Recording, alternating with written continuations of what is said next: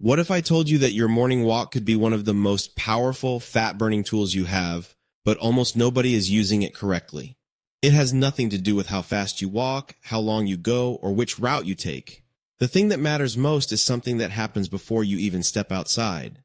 There is a specific window in the morning when your body is primed to burn stored fat, and most people close that window before they take a single step.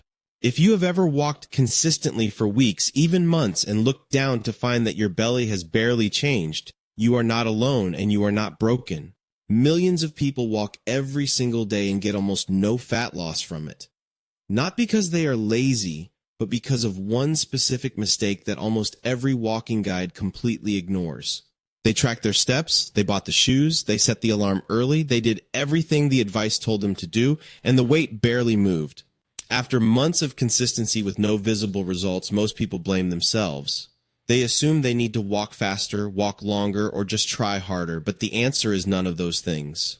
The reason the belly fat is not moving has nothing to do with the walk itself. It has everything to do with what happened in the hour before you started walking. Meet Marcus. He is 42, works a desk job, and started walking 30 minutes every morning 6 months ago after his doctor told him he needed to lose some belly weight.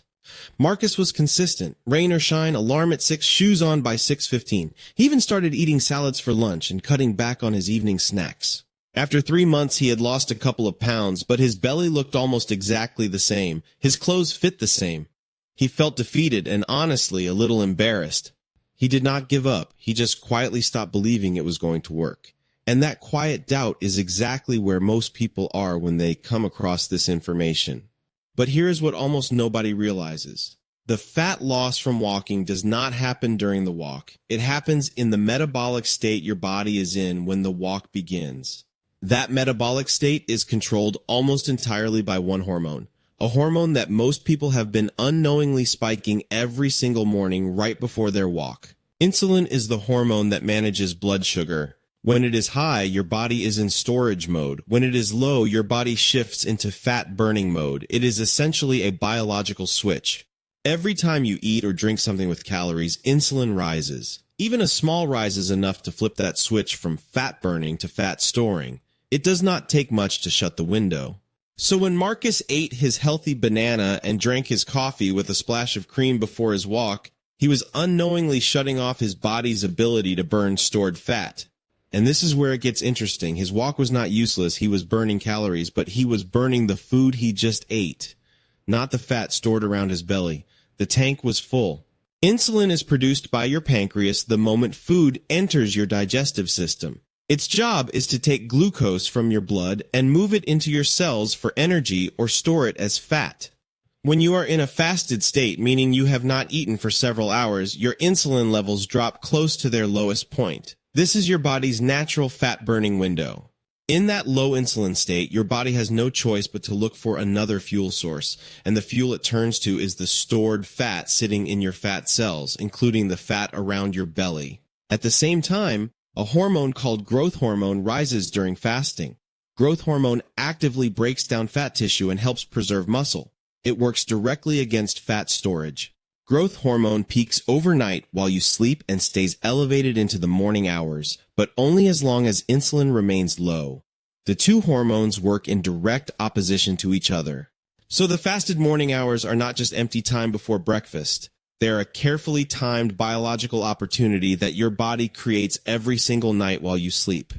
When you combine this fasted state with low-intensity movement like walking, you give your body a demand for energy at exactly the moment it is most willing to pull from fat stores. Walking is ideal because it relies heavily on your aerobic energy system, which uses fat as its primary fuel at lower intensities, unlike sprinting or heavy lifting, which burns sugar. The combination of low insulin, elevated growth hormone, and aerobic movement creates what researchers describe as a fat oxidation window. This is when belly fat is most accessible as fuel. But timing is everything. This window does not stay open all day. Once you eat, insulin rises, the window closes, and your body shifts its priority away from stored fat immediately. Most people eat within 30 minutes of waking up. That single habit, which feels responsible and healthy, closes the fat-burning window before they ever get moving. The gap between waking and eating determines how much of that fasted fat-burning window you can use. Even a 30-minute walk before breakfast is enough to make a measurable difference. Think of your body like a hybrid car. It can run on two fuel types, stored sugar called glycogen or stored fat. When the sugar tank is full, it never touches the fat tank.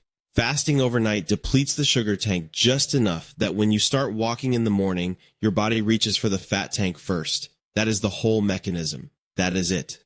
So what habits are silently keeping this from working? The first one is the morning coffee add-in. A splash of creamer, a teaspoon of sugar, a flavored syrup. Each one spikes insulin. The second habit is the so-called healthy pre-walk snack. A banana, a handful of granola, a protein bar before heading out. These are all food, and all food raises insulin before you start.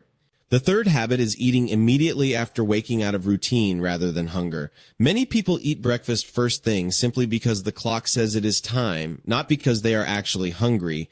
The fourth is the post-walk recovery drink consumed before the walk is even finished. Fruit juice, sports drinks, and blended smoothies all carry enough sugar to end the fat-burning window immediately. In the evenings, a late-night snack keeps insulin elevated during the early hours of sleep. That delays the overnight fast and shortens the fat-burning window you wake up with the next morning. On weekends, many people sleep in and then eat a large brunch before their walk. The timing shift alone can eliminate the fasted window entirely, even if every other habit during the week was perfect. And the difficult thing is, none of these habits feel like mistakes. They feel responsible. They feel like you are fueling your body. But biologically, they are closing the exact window you need open. But here's the thing. Once you understand the mechanism, the fix requires almost no willpower at all. It is just a shift in order, not a sacrifice of anything you enjoy. The reframe is this. Your body is not resistant to fat loss. It has simply been receiving signals telling it to store fat, and you did not know you were sending them every morning.